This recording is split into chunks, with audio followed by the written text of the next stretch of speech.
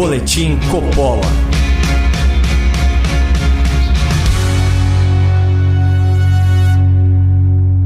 Sejam muito bem-vindos ao Boletim Coppola. O dia de hoje representa um marco histórico na saúde pública mundial. Há um ano, em 8 de dezembro de 2020, o Reino Unido aplicou sua primeira vacina contra a Covid-19, inaugurando os grandes programas de vacinação em massa no mundo desenvolvido. Aproveitando o ensejo da data, o editorial de hoje é sobre uma das principais narrativas dessa pandemia. A eficácia de um lockdown prolongado deveria ter caído por terra tão logo os números da vacinação em Israel foram compartilhados com o mundo. Por lá, em janeiro de 2021, as autoridades implementaram duas medidas simultâneas. De um lado, uma política rigorosa de isolamento social imposta a toda a população. E de outro, a vacinação prioritária de pessoas acima de 60 anos. Em poucas semanas, o número de internações graves por Covid-19 caiu 26% entre os idosos vacinados. Já entre os adultos de 40 a 59 anos que estavam em lockdown, mas não estavam imunizados, o número de internações continuou crescendo, aumentou 13%. Não à toa, a revista The Economist, que repercutiu o fato, concluiu que a causa mais provável para esses bons resultados foi justamente o programa de vacinação, não o lockdown. Na verdade, os principais nomes da Organização Mundial da Saúde para a Covid-19 já vinham sinalizando há tempos para os governos nacionais que as medidas de isolamento social tinham finalidade específica, eficácia limitada e eram insustentáveis no médio e no longo prazo. E só não ouviu quem se fez de surdo. Por isso, eu vou citar algumas declarações oficiais que escancaram a irresponsabilidade dos jornalistas, dos influenciadores e das autoridades brasileiras que abraçaram, sem o razoável questionamento, essa teoria da eficácia prolongada do isolamento social horizontal e generalizado. Vamos começar pelas colocações do emissário especial da Organização Mundial da Saúde para a Covid-19, o Dr. David Nabarro. Esse renomado médico inglês, consultor, colaborador da OMS há décadas, fez as seguintes observações já nos idos de outubro de 2020. Aspas. Nós, da Organização Mundial da Saúde, não defendemos o lockdown como o principal meio de controle do vírus. O único momento em que nós acreditamos que o lockdown se justifica é para ganhar tempo para reorganizar, reagrupar e balancear recursos, para proteger os profissionais da saúde que estão exaustos. E ao contrário de certos governos, prefeituras e tribunais, o emissário da OMS demonstrou preocupação e sensibilidade com a situação dos mais vulneráveis. Aspas novamente. Veja o que está acontecendo com os níveis de pobreza. Podemos ter uma duplicação da pobreza mundial e uma duplicação da desnutrição infantil, porque as crianças não estão recebendo refeições na escola e os seus pais, em famílias pobres, não têm condições de pagar. Aliás, palmas, parabéns aos inimigos da educação pública na imprensa, na política e especialmente nos sindicatos dos professores. Graças ao empenho de vocês, segundo o levantamento oficial da OCDE, o Brasil se tornou recordista mundial do fechamento de escolas durante a pandemia. Em 2020, foram 178 dias sem aulas presenciais na pré-escola e no ensino fundamental. Um período 3 vezes maior que a média dos países desenvolvidos. Mas a luta continua, camaradas. 7 estados brasileiros ainda não definiram se voltarão com as atividades escolares de forma integral em 2022. Então, não percam essa oportunidade de prejudicar um pouco mais os jovens que frequentam o ensino público. Aliás, vejam só, segundo o Datafolha, a reabertura desigual das escolas desfavorece principalmente negros e pobres que moram no Norte e Nordeste. Então, mais uma vez, parabéns à militância do Fique em Casa.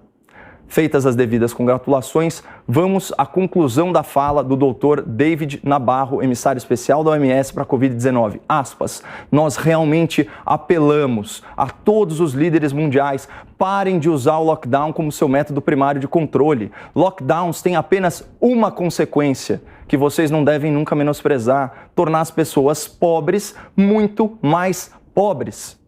Isso tudo foi falado, pessoal, em caráter oficial, por uma autoridade médica endossada pela Organização Mundial da Saúde.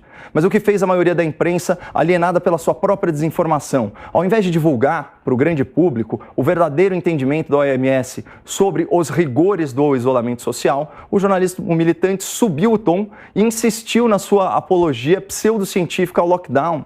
Pior, muitos veículos sequer divulgaram a nota de resposta da OMS quando questionada sobre as declarações polêmicas do seu emissário. Por isso, com o perdão da contradição, eu trago para vocês uma notícia velha em primeira mão. Esses são alguns trechos do comunicado oficial de outubro de 2020. Aspas. A OMS nunca advogou por lockdowns nacionais como principal meio de controle do vírus. Governos, empregadores e comunidades devem aplicar um pacote de medidas comprovadas de saúde pública que sabemos serem eficazes para prevenir a transmissão, incluindo higiene das mãos, distanciamento físico, uso de máscara, ficar em casa se estiver doente, etc. As restrições à circulação podem estar entre uma série de medidas que os governos podem considerar em certas áreas geográficas. Traduzindo para o mundo real, aplicar medidas de isolamento prolongadas e genéricas, impondo o mesmo rigor draconiano a lugares com realidades completamente diferentes, contraria as recomendações da OMS. E eu desafio algum torcedor do Fique em Casa a me acusar de ter tirado essas declarações do contexto. Eu dei a data, eu dei a citação completa, eu dei o nome da autoridade e ainda reproduzi a nota oficial da entidade. Tudo isso para comprovar que, por motivação política, a verdade científica sobre a eficácia ou ineficácia do lockdown é omitida do debate público há pelo menos mais de um ano. Afinal, segundo a própria OMS e seus representantes, o isolamento social é uma ferramenta de natureza emergencial, para uso pontual ou localizado, que só se justifica quando há sobrecarga do sistema de saúde.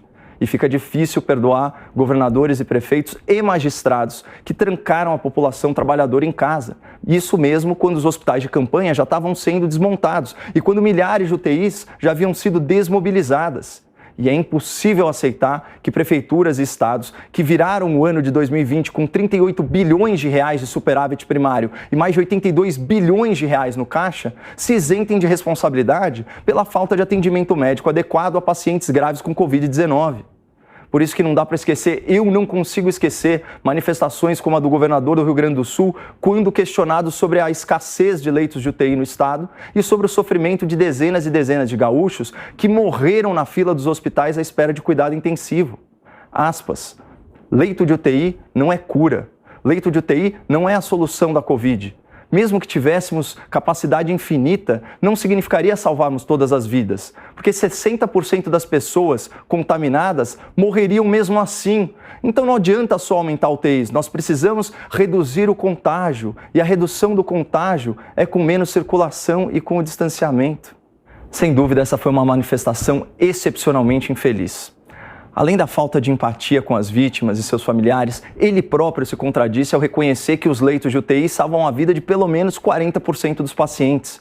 E isso já deveria bastar para persuadir o governador a investir mais no tratamento intensivo contra a Covid. Até porque, à época, as contas do Rio Grande do Sul estavam no azul. Mas, como tantas outras autoridades, o senhor Eduardo Leite se eximiu de responsabilidade pelo colapso na saúde pública, jogando a culpa na população que supostamente estava circulando e espalhando o vírus. Esse tipo de afirmação só faria algum sentido se, contrariando o entendimento da OMS, as medidas de lockdown fossem efetivas como principal meio de controle da pandemia. Não é o caso.